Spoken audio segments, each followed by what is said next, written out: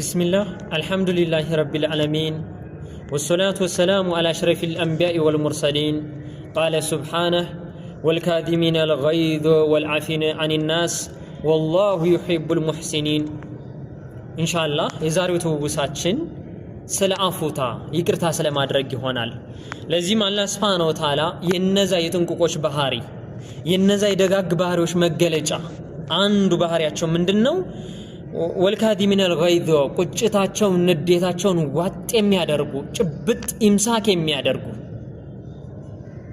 ወልካዲሚን አልገይዝ ቁጭታቸውን የሚይዙ መበቀል እየቻሉ ብዙ ነገር ማድረግ እየቻሉ ነገር ግን ይህንን ነገር ሊላህና ፊላህ ብለው ቁጭታቸውን የሚይዙ አለ። ወልዓፊና عن الناس ሰዎችን የሚቅር የሚሉ አለ። አላህ Subhanahu Wa Ta'ala ማስከተሉ ምን አለ? والله يحب المحسنين አላህ Subhanahu Wa Ta'ala አሳማሪዎችን ቁጭታቸውን የሚይዙን ሰዎችን የሚሉ ሰዎችን እነሱ አሳማሪዎች ናቸውና ጥንቁቆች ናቸውና ይህን ተግባራቸውን ይወዳል። ለዛ ነው والله يحب المحسنين አለ። አላህ Subhanahu Wa Ta'ala አሳማሪዎችን ይወዳል። اللهم اجعلنا منه اذن የዛሬው አርስቴ ፈድሉ العفو ይቅር የማድረግ ደረጃው በአባባል ምን ይባላል?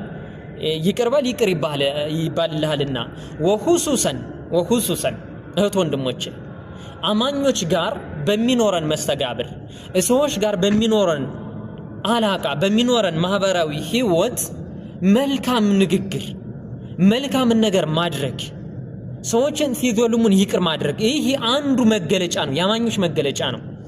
ولذلك يقول حسن البصري رحمه الله كان يقولون እነዛ ሰለፎች ይሉ ነበር العفو اخلاق المؤمنين عفوا የነዛ ሰለፎች መገለጫ كما يقول حسن البصري كان يقولون ሰለፎች ምን ይሉ ነበር افضل اخلاق المؤمنين العفو ያማኞች ትልቁ መገለጫቸው ባህሪያቸው ይቅር ባይነት ይቅርታ አድራጊነት ነው ይላል። ኢደን ይሄ ያማኞች ባህሪ ነው። ከወንድሞቻችን ጋር በሚኖረን መስተጋብር ከአማኞች ጋር በሚኖረን የህይወት ትድድር ይቅር ባይነት ወላሂ በዱንያ አኺራ ማንቆጭበት ቢኖር ነገር ምንድነው? ይቅር ባይነት ይቅር ማድረግ አመን ዶለመክ وهذا حقك ሐቅን ከያዘው ከበደለ ሰው ይቅር ማድረግ ትልቅ ነገር ነው። አላህ Subhanahu Wa Ta'ala ወንጀልን ይቅር ስለሚል ነው።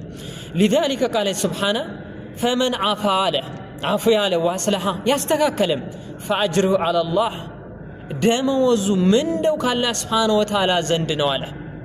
ولذلك يقول امام احمد رحمه الله عليه አላፉ አፍዶል አለ። ብትበደል ይቅር ማድረግ ይሄ በላጭ ነው። ምክንያቱም ومن فوق أن يعذب أخوك المسلم في سببك አሉ። አፉ ሳትለው ቀርተህ አማኝ ወንድም ባንተ ሰበብ ቢቀጣ ምንድነው ጥቅሙ? ላንተ ምን ይጠቅማል አሉ። ምንም ጥቅሞት የለም ሐቂቀተን ይቅር ብለን አላህ Subhanahu Wa Ta'ala ወንጀላችን ይቅር ቢባል ነው ጥቅሙ ለኛ። ኢዘን ولكن تعفو عنه አሉ ከሱ ይቅር ታደርጋለህ አሉ። ምክንያቱም አላህ Subhanahu Wa Ta'ala ይቅር ስለሚልህ ነው። فيغفر الله لك الله سبحانه وتعالى قال እንደገባለህ كما وعدك وليعفو وليصفح الا تحبون الله ان يغفر الله لكم ነገር ግን ይቅርታ ትለዋለህ አለ። አላህ Subhanahu Wa Ta'ala ቃል ኪዳን እንደገባለህ وليعفو وليصفح አለ። አፉ ይበሉ ያስተካክሉ ይቅር ይበሉ አለ። ለምን ሲባል الا تحبون الله ان يغفر الله لكم الله سبحانه وتعالى ይቅር እንዲላችሁ አትፈልጉም እንዴ? ናም ይቅር እንዲለን እንፈልጋለን አይደለ? ኢዘን አፉ እንበል ከበደሉን ሰዎች። እኔ በጣም ከማዝንበት ወይም ደግሞ ከሚገርመኝ ነገር አንዳንድ ሰው ረመዳን ቢመጣ ምን ቢመጣ አፉ አይደለም ላ አፉ በል ያማይ ባህሪ ይቅርታ ማድረግ ነው። በአንተ ሰበብ አንድ ሙስሊም ወንድም አንድ ሙስሊም እህት አንድ ሙስሊም ጓደኛ አላህ Subhanahu Wa Ta'ala አፉ ሳትለው ቀርተ ቢቀጣው ምንድነው ደረጃ ከፍ የሚለው? ደረጃ ከፍ አይልም። ለዚህ ነው ነብያችን አለይሂ ሰላቱ ወሰለም ምንድነው ማነቀሶ ሰደቀቱ ሚማሊን አሉ። ሰደቃ ከገንዘብ አይቀንስም። وما زاد الله عبدا بعفو الا عزا አሉ። አንድ ባሪያ ደግሞ አንዱን ወንድሙን ይቅር አይለውም አላህ Subhanahu Wa Ta'ala ልቅነውን ደረጃውን ከፍ ያደረገው ቢሆን እንጂ። ኢዘን ደረጃን ለማግኘት ሲባል ይቅር ማድረግ አንዱ ሸርጥ ነው። وليعفو وليصفحوا الا تحبون الله يغفر الله لكم كما قال عز وجل እንደዛ እንዳለው ማለት ነው። ኢዘን يقول شيخ الإسلام ابن تيمية درجة الحلم والصبر على الأذى والعفو عن الظلم أفضل أخلاق أهل الدنيا والآخرة በማንኛውም ነገር ይቅር ማድረግ ትዕግስት ማድረግ ከበደሉን ሰዎች ይቅር ማድረግ እነዚህ የዱንያም የአኺራም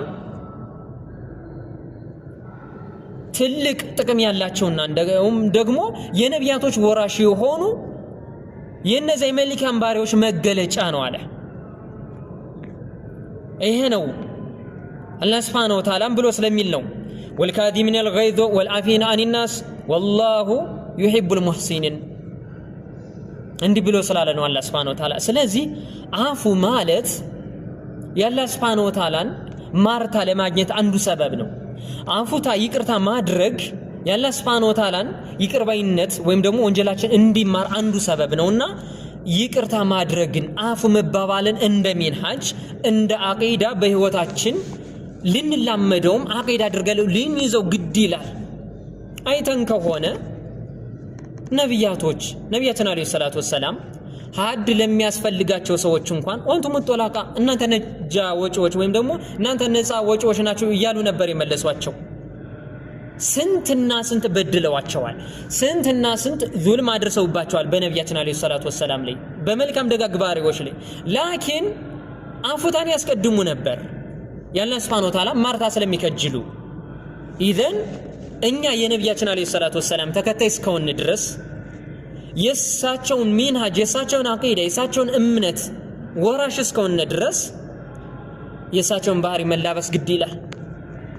ተግባራቸውን መውደድ፣ ከከለከሉት ነገር መከልከል፣ ካገዘዙት ነገር መታዘዝ ግድ ይላል። አንዱ የውዴታችንም መረጋገጫ ይህ ስለሆነ قل إن كنتم تحبون الله فاتبعوني እንዳለው አላህ Subhanahu Wa Ta'ala በትክክል የምትወዱ ከሆነ መሐበቱል ሐቂቃ ካለ ፈተቢኡኒ እንዳለው وكذلك وما تاكم الرسول فخذوه وما نهاكم عنه فانتهوا እንዳለው መልእክተኛ ያመጣውን ነገር ተከተሉት። ቁርአንም ሐዲስም ተውሂድን ሱናን وكذلك ከከለከላችሁ ሽርክና ቢዳ ተጠንቀቁት እንዳለው በጥቅሉ እሳቸውን መከተል በጥቅሉ ዲነል ኢስላምን ድንጋጌው መከተል ነጃ ያወጣል። አንዱም ሸሪዓዊ ድንጋጌ ምንድነው? ይቅር ባይነት ነውና ይቅር ማለት ይልመድብን። ሐቂቀተን እንደውም ዱንያ አኺራ ከምንም በላይ ነጃ የሚያወጣን ከተጠያቂነት የሚያድነን ሰዎችን ከምንዘልም ይልቅ እኛ ብንበደል ነው። ሰዎችን ብንበድል فإن الظلم ظلمات يوم القيامة ነው ጥያቄ አለብን። እነሱ እኛን ቢበድሉንስ ጥያቄ የለብንም። እንደውም በተበደል ነው አላህ Subhanahu Wa Ta'ala ደረጃችን ከፍ ያደርጋል። ስለዚህ ይህን ባህሪ አንዱ የሰለፍ መገለጫ ያማኞችም መገለጫ ስለሆነ ይህን ባህሪ እንላመደው ለማለት ያክል ነው ኢንሻአላህ።